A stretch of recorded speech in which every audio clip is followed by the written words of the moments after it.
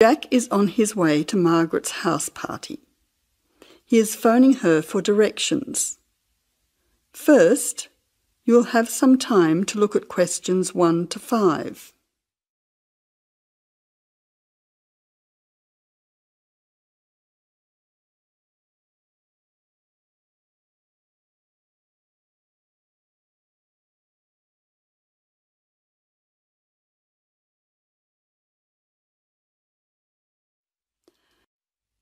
Now listen carefully and answer questions 1 to 5. Jack has got lost on his way to Margaret's party. He is phoning her for directions.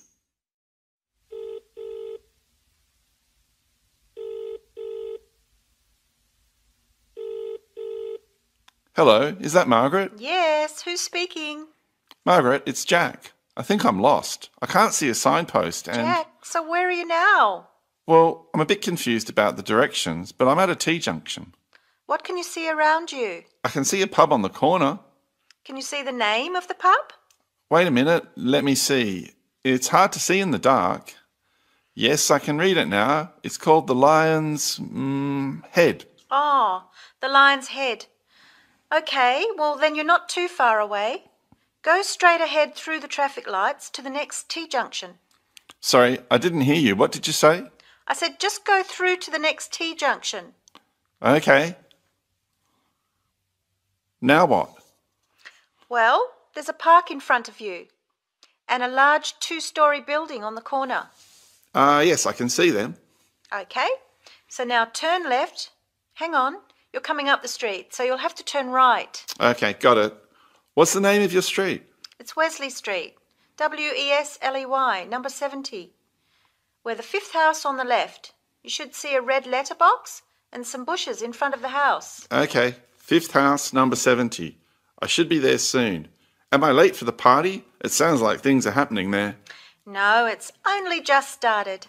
That's good. I should be there in the next 10 minutes. See you soon. Jack hangs up and walks on. 7 minutes later, he calls Margaret again, as he still can't find the house. You now have some time to look at questions 6 to 10.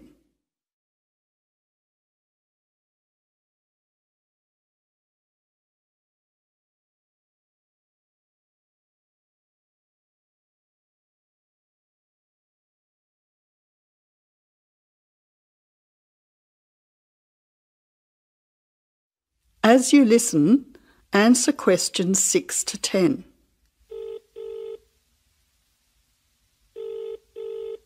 Who's speaking? Hi, Margaret. It's Jack again.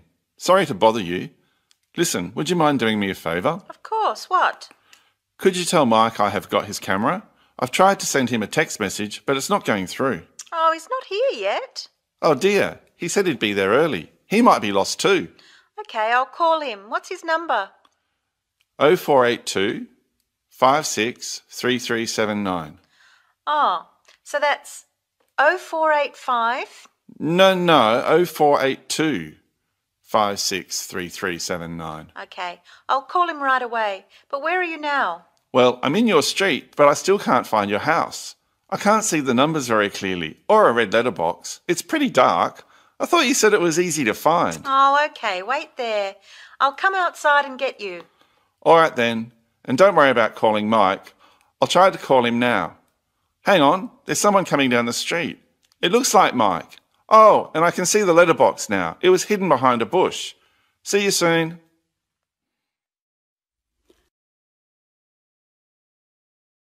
That is the end of part 1. You now have half a minute to check your answers.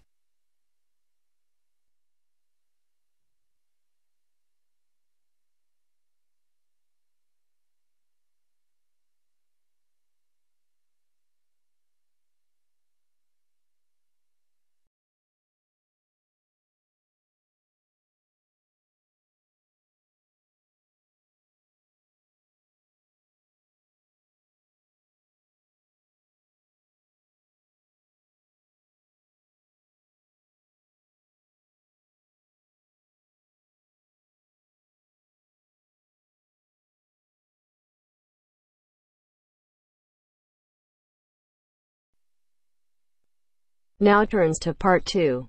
Part 2. You will hear the Overseas Student Officer talking to some new students about the arrangements for an excursion to Ironbridge. First, you have some time to look at questions 11 to 15.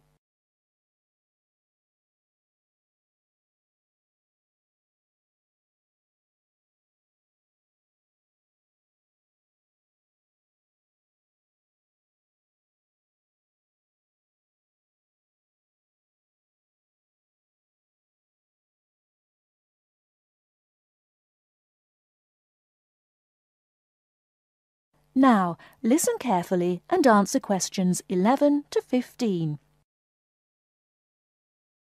Hello everyone, my name is Pamela Sutcliffe and most of you already know that I'm the Overseas Student Officer here at Salopian Technical College. Next Tuesday, the 28th of September, we have arranged an excursion for all new students to the important historical town of Ironbridge. We are hoping you'll all come, because not only is the history of Ironbridge very important and interesting, but also an excursion like this is a relaxed and fun way to get to know each other. Ironbridge is about 55 kilometres from here, and we'll be travelling by the college bus, which holds 40 people. If there are more than that, we'll bring a couple of staff cars as well, though I might ask you to indicate on the list if you have a car and would be willing to take a couple of passengers. The list I'm referring to is up there on the student notice board, and if you would like to come on Tuesday, would you please add your name as soon as possible? By the way, could you please print your name clearly? I know some people have wonderful signatures, but often I'm afraid I can't read them, which can cause problems. So if we need extra transport and you could bring your car, can you tick the car column next to your name? Could you also add your student number and your telephone number, just in case there are any last-minute changes and we have to contact you? The other information I need to give you is about lunch. There's a very nice little restaurant in Ironbridge which gives a 15% discount to the college when we bring groups. That means lunch is only about £4, and they do good vegetarian meals too, so it's usually no problem for those of you on special diets. But if you prefer to eat your own food, that's fine too, either on the bus or in the park. But I'd encourage you to try the restaurant. Now, talking of costs, I should tell you that the bus will only cost you £10, and if you bring your car, we'll pay for the petrol, so you get a free trip in return for driving there. Will you please sign up by Saturday at 6 p.m. at the latest?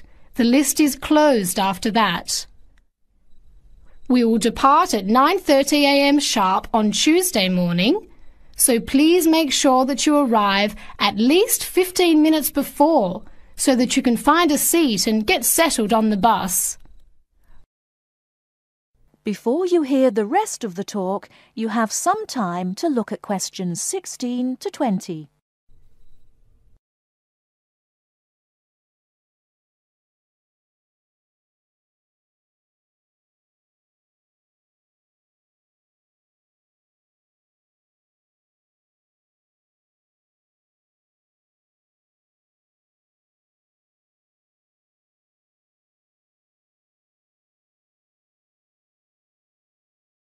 Now listen and answer questions 16 to 20. The college bus garage is behind the engineering workshop. It's quite easy to find. If you come here to the Student Union building, then walk east down the avenue until you get to the childcare centre on your left, and then turn left and walk past the sports centre and the tennis courts, which are both on your left.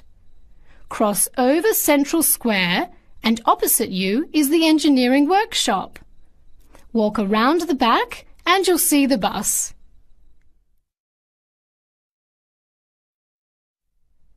Please wear comfortable shoes, as we'll be walking around Ironbridge and be on our feet for most of the day. Wear a warm jacket, and you might like to bring an umbrella and a backpack to put them in if the weather's warm and sunny, which we hope it will be, but of course we can't guarantee that. Certainly bring your cameras and any snacks or drinks for the bus journey there and back, which should take about an hour and a half each way. You should all check the notice board on Monday, and we'll also put a note in your mailbox to confirm arrangements, so don't forget to check it. Now, why are we visiting Ironbridge? Well, Ironbridge, as the name suggests, has got the original iron bridge. That is, the first ever iron bridge in the world. It was the birthplace of the Industrial Revolution, and for 40 years it led the world, as Britain changed from an agricultural society into an industrial one. It's hard to imagine today that this pretty, sleepy little tourist town was one of the most important places in England for over a century. Just imagine, 200 years ago, people from all over Europe and even North America came to Ironbridge to learn about what was then the latest technology. Today it is listed as a World Heritage Site by the United Nations, as they consider the unique collection of industrial monuments rank it alongside the Grand Canyon, the pyramids and the Great Barrier Reef. One place that's fun to visit is Blist Hill, which is a reconstruction of a small Victorian industrial town where people are working and living as they did 100 years ago. I hope you'll enjoy the day. It's been a very popular excursion in previous years, so I'm looking forward to going again next Tuesday. Now don't forget to put your name on the list as soon as possible. That is the end of part 2. You now have half a minute to check your answers.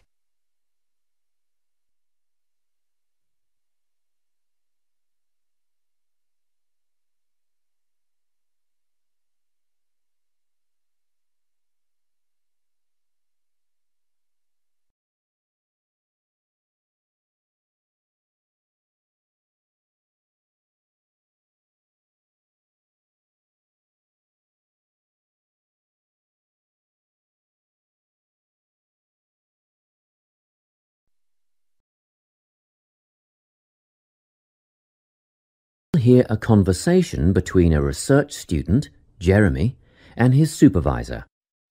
They are talking about the process of having a research project published in a journal. First, you have some time to look at questions 21 to 25.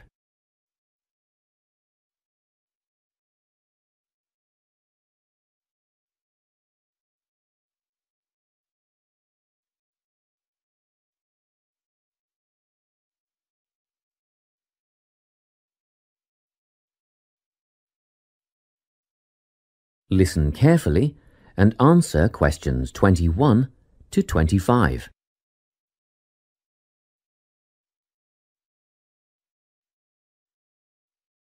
So, you're nearly ready to submit your article to an academic journal, are you? Yes, I think so. I just wanted to go over all the things I need to do before I submit it. And then I wanted to go over the submission process with you. Great. So, firstly, you need to write an abstract. Make sure it's short and concise. Of course. I forgot all about that. And what about key words? Yes, a lot of students overlook this part and just jot down whatever comes to mind. But take some time to make a list of key words that are accurate and relevant. Okay. Another thing, could you have a look at my article before I submit it? Absolutely. Actually, at least 2 senior staff members should always read through a final draft before submission. Do you mind if I give it to Professor Johnson to have a look at as well? Not at all. I'd be glad to have the feedback. Do you know which journal you want to submit to yet? Not yet. I have a short list of about 3 that I'm interested in. Make that decision soon, because you'll need to adjust your article so that it matches the style guide of the journal you are submitting to. I bet that can take a while. Yes, but after that you are just about ready to submit. One more thing, you'll have to sign the copyright form, just confirming that it's your own work, and then you're good to go. Before you hear the rest of the conversation, you have some time to look at questions 26 to 30.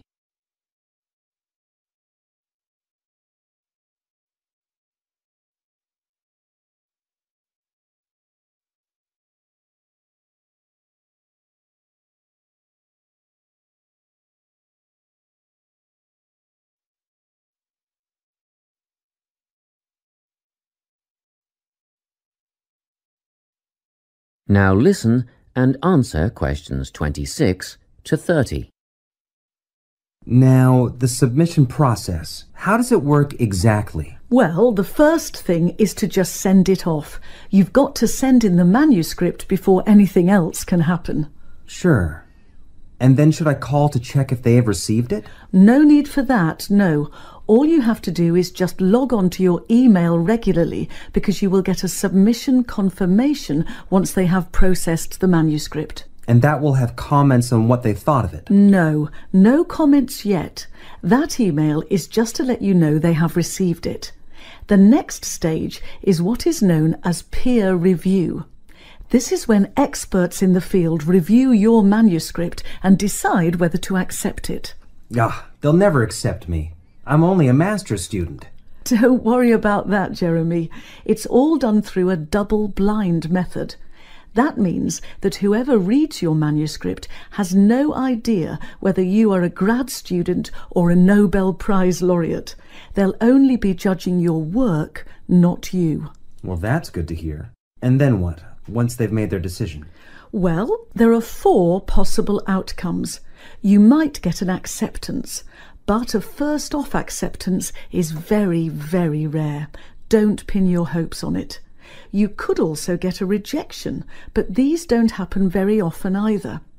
I don't think this will be a problem. What do you think I'll get? If you're very lucky, you'll get a conditional acceptance. This means that they've accepted the article and it will be published, but you need to tweak a few things first. A sentence here, a heading there, nothing major. That sounds good. But to be honest, you will probably end up with a revise and resubmit. This means they are definitely interested, but you will need to rework the paper before it's accepted. The necessary changes will be outlined by the reviewers. Okay. So I just fix the things that need changing and present it again? Yes, but include a cover letter that discusses the changes you have made. The same goes for a conditional acceptance, actually. It helps the reviewers see that you've taken their criticism seriously. That is the end of part 3. You now have half a minute to check your answers.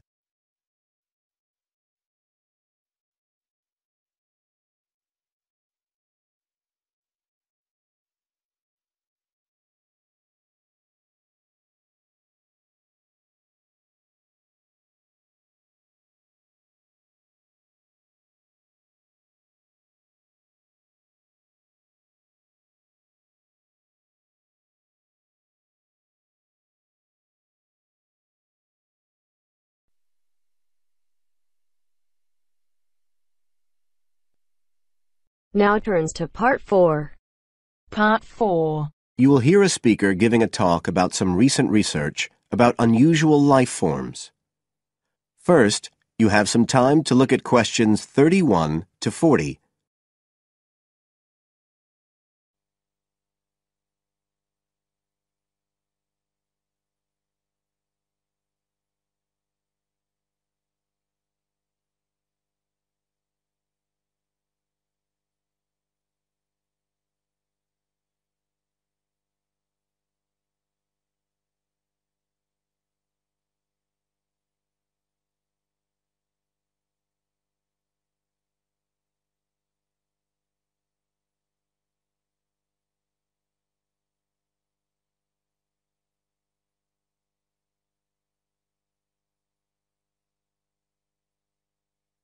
Now listen carefully and answer questions 31 to 40.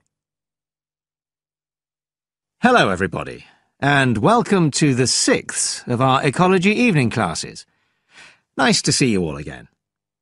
As you know from the programme, today I want to talk to you about some research that is pushing back the frontiers of the whole field of ecology. And this research is being carried out in the remoter regions of our planet, places where the environment is harsh and, until recently, it was thought that the conditions couldn't sustain life of any kind. But life forms are being found, and these have been grouped into what is now known as extremophiles. That is, organisms that can survive in the most extreme environments. And these discoveries may be setting a huge challenge for the scientists of the future, as you'll see in a minute. Now, the particular research I want to tell you about was carried out in Antarctica, one of the coldest and driest places on Earth. But a multinational team of researchers from the US, Canada, and New Zealand recently discovered colonies of microbes in the soil there where no one thought it was possible. Interestingly enough, some of the colonies were identified as a type of fungus called Bouveria bassiana, a fungus that lives on insects. But where are the insects in these utterly empty regions of Antarctica? The researchers concluded that this was clear evidence that these colonies were certainly not new arrivals. They might have been there for centuries, or even millennia. Possibly even since the last ice age. Can you imagine their excitement? Now, some types of microbes had previously been found living just a few millimetres under the surface of rocks, porous Antarctic rocks. But this was the first time that living colonies had been found surviving, relatively deeply in the soil itself, several centimetres down, in fact.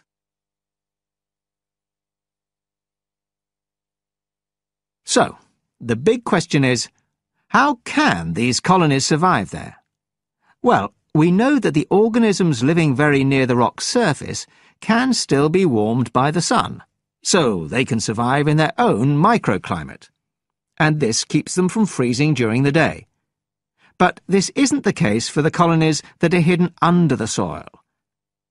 In their research paper, this team suggested that the very high amounts of salt in the soil might be the clue, because this is what is preventing essential water from freezing. The team found that the salt concentration increased the deeper down they went in the soil. But while they had expected the number of organisms to be fewer down there, they actually found the opposite. In soil that had as much as 3,000 parts of salt per million, relatively high numbers of microbes were present, which seems incredible. But the point is that at those levels of salt, the temperature could drop to minus 56 degrees before frost would cause any damage to the organisms. This relationship between microbes and salt, at temperatures way below the normal freezing point of water, is a really significant breakthrough. As you all know, life is dependent on the availability of water in liquid form, and the role of salt at very low temperatures could be the key to survival in these kinds of conditions. Now, the process at work here is called supercooling, and that's usually written as one word, but it isn't really understood as yet, so there's a lot more for researchers to work on. However, the fact that this process occurs naturally in Antarctica may suggest that it might occur in other places with similar conditions, including on our neighbouring planet, Mars. So, you can start to see the wider implications of this kind of research. In short, it appears to support the growing belief that extraterrestrial life might be able to survive the dry, cold conditions on other planets after all. Not only does this research produce evidence that life is possible there, it's also informing scientists of the locations where it might be found. So all of this might have great significance for future unmanned space missions. One specialist on Mars confirms the importance of the interaction. That is the end of part 4. You now have half a minute to check your answers.